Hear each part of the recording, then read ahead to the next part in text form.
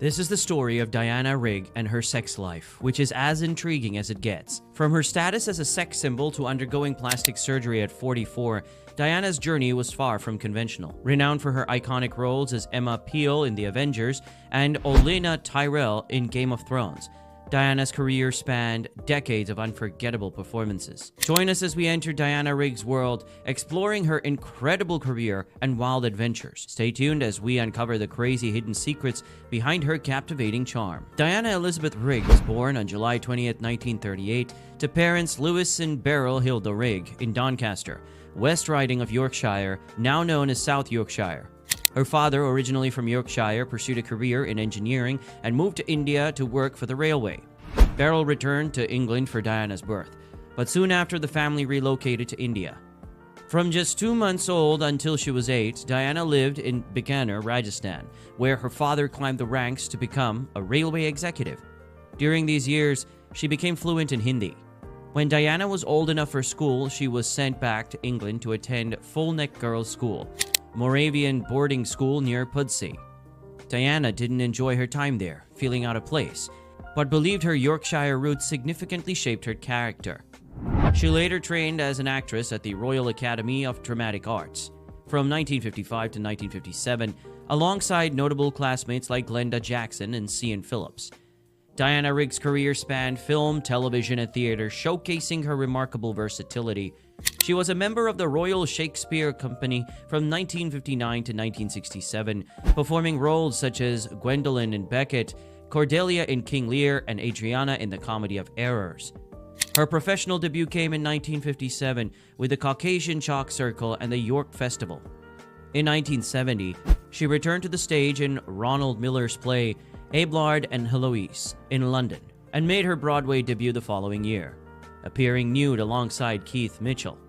This role earned her the first of 3 Tony Award nominations for Best Actress in a Play, with subsequent nominations for The Misanthrope in 1975 and Medea in 1994, which also won her the award.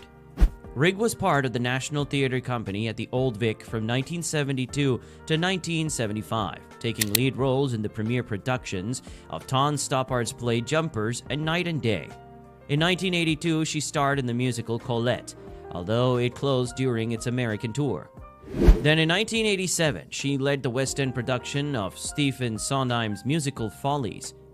During the 1990s, Diana had notable success at the Almeida Theatre in Islington, including her acclaimed role in Medea, which transferred to Broadway. She continued to shine with roles in Mother Courage and National Theatre and Who's Afraid of Virginia Woolf at the Almeida Theatre. Talk about a hustler.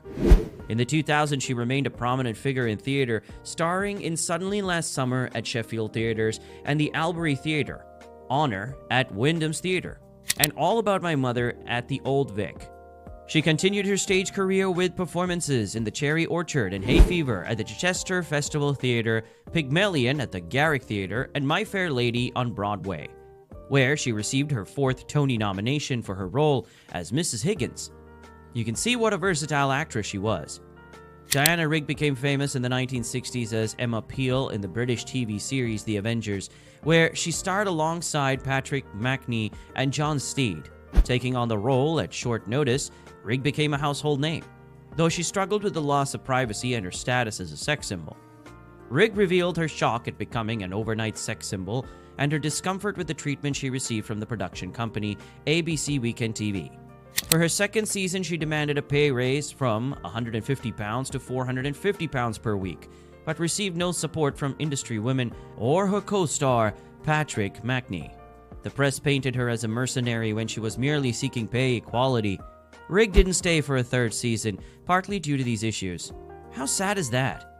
Now moving on to the big screen, Rigg played Tracy Bond, James Bond's only wife, in On Her Majesty's Secret Service in 1969, opposite George Lazenby. She hoped this role would boost her popularity in the US between 1973 and 1974. She starred in the short-lived US sitcom Diana. Her other notable films during this period include The Assassination Bureau, Julius Caesar, and The Hospital. She also received acclaim for her performance in Agatha Christie's Evil Under the Sun in 1982, where she shared scenes with Maggie Smith. In television, Rigg shone in roles like Helena Vesey in the BBC series Mother Love, which won her a BAFTA in 1990. She continued to impress with roles in Rebecca, earning an Emmy, and the Mrs. Bradley Mysteries. Despite the show's limited run, Rigg remained a beloved figure on screen.